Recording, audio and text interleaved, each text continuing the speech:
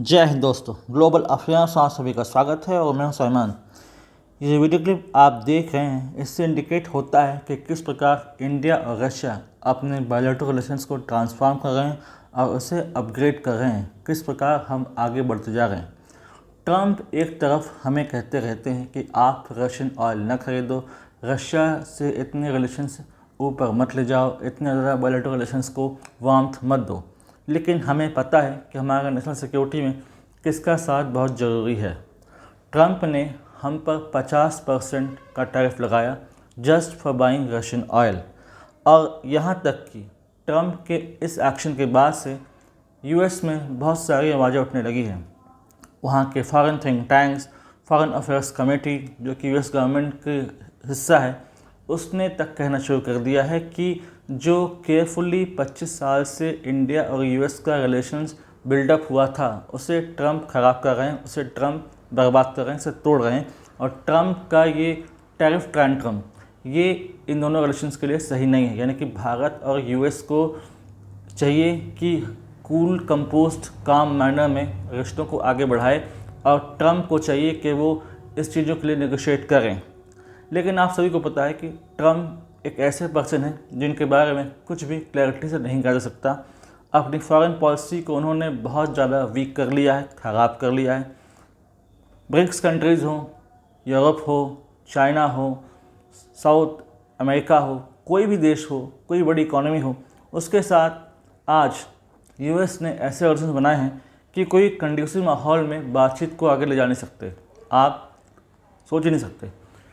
Trump की इच्छा या ट्रंप की ये ज़िद कि हमें अपना फार्म सेक्टर खोल कर दीजिए ताकि हमारी कंपनियां यहाँ पर आएँ, इंडिया में आएँ और अच्छा खासा करोड़ों अरबों का मुनाफा कमाएँ।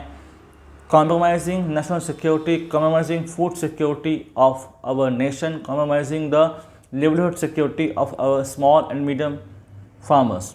तो इसको लेकर पीएम मोदी ने भी कहा था कि चाहे कोई भी प्राइस इसके लिए चुकाना पड़े, हम इसके लिए तैयार हैं, लेकिन फार्म सेक्टर हम यूएस के लिए नहीं खोलेंगे।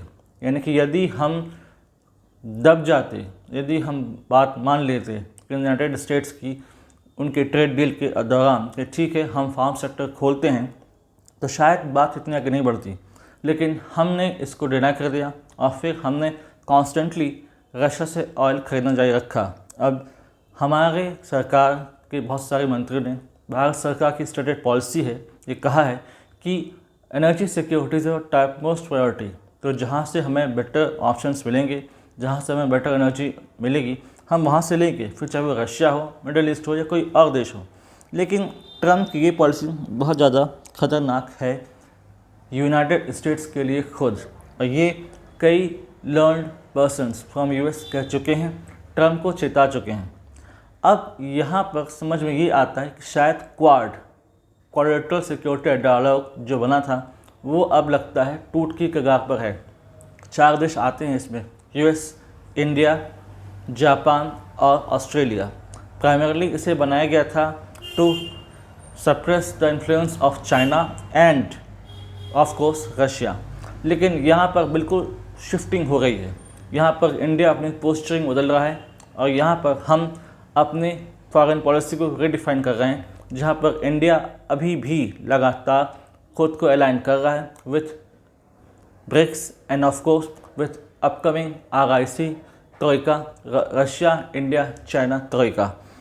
यहाँ तक कि बहुत सारे वर्ल्ड लीडर्स, जिसमें ब्राज़ील के प्रेसिडेंट लूला डी सिल्वा, उन्होंने कहा कि ट्रंप से बात करना यूजलेस है, बेमानी है, रादर दैन वो प्राइम मिनिस्टर मोदी से बात करेंगे। प्राइम मिनिस्टर मोदी ने भी बात को कहा कि हाँ उनकी बात हुई है विद प्रेसिडेंट लूला डी सिल्वा से वेरी इन वार्म मैनर में। इसके अलावा जापान के PM शिगेरू इशिबा भी कह चुके हैं कि उन्हें इच्छा होगी कि वो भारत बात करें।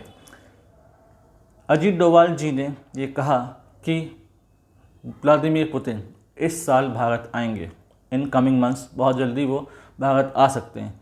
यहाँ पर हो सकता है कि हम अपनी 5वीं पीढ़ी का वो फाइटर जेट है Su-57, उसको एक्वायर करने के विषय में आगे बढ़ें, क्योंकि जो अमेरिकन फाइटर जेट है उसकी हालत ख़राब है, आप सभी को पता है। इसके अलावा होस्ट ऑफ इशूज़ हैं जिसको लेकर भारत और रशिया बात करेंगे।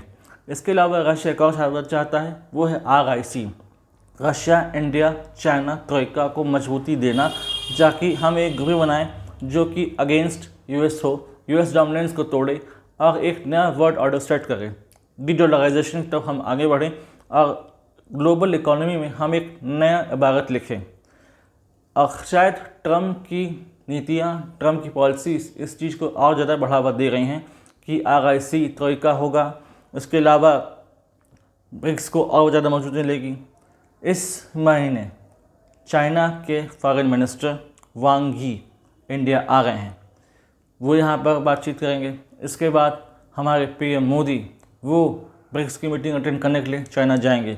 तो बहुत सारी बायलैटरल मीटिंग्स होंगी, इंगेजमेंट होंगे, जिसके तहत ये पता चलता है कि एक वाकई मजबूत ग्रुपिंग बन रही है अगेंस्ट यूनाइटेड स्टेट्स। और US खुद को आइसोलेट कर रहा है लगातार अपनी पॉलिसीज़ की वजह से, एग्रेसिव पोस्चर की वजह से खुद का नुकसान कर रहा है। और ये आगाह कर रहे हैं बार बार यूनाइटेड स्टेट्स के थिंक टैंक्स और उनके एडवाइज़र्स। बहुत सारे पॉलिटिशियंस US में चिंतित है इस चीज़ को लेकर। ये बात सही भी है कि आप कब तक ऐसे कोएर्सिव प्रेसिडेंट को झेल सकते हैं। एक रेड लाइन होती है जिसके बाद हम किसी चीज़ को नहीं झेल सकते, और ये बात तय थी। इसलिए अब ये समय आ गया है कि हम बार बार कोएर्सिव मेजर्स के अगेंस्ट खड़े रहें और एक कड़ा संदेश यूनाइटेड स्टेट्स को जाए कि आपको यदि भारत के साथ ट्रेड एंड कॉमर्स करना है, बायलैटरल रिलेशंस बेहतर रखने हैं, तो एक एमिकेबल रिलेशनशिप में रहिए, एमिकेबल एनवायरनमेंट में रहकर बातचीत करते हैं। अदरवाइज़ फिर बायलैटरल रिलेशंस गड़बड़ा सकते हैं, दिक्कत ख़राब हो सकती है, दिक्कतें आ सकती हैं। अब यहाँ पर ट्रम्प को सोचना है कि उनकी क्या गलती है, एंड आई होप कि कोई एडवाइज़र उनका हो जो उन्हें समझा सके कि वो गलत कर रहे हैं, उनकी पॉलिसीज़ में कुछ करेक्शन होने चाहिए। देखते हैं क्या होता है।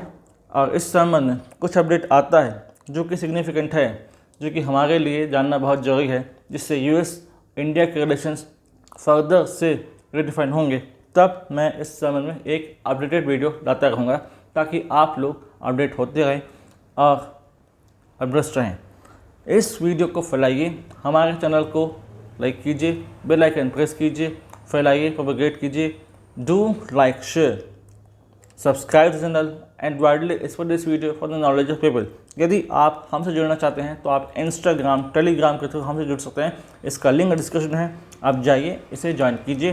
Thanks for watching. जय हिंद, जय भारत।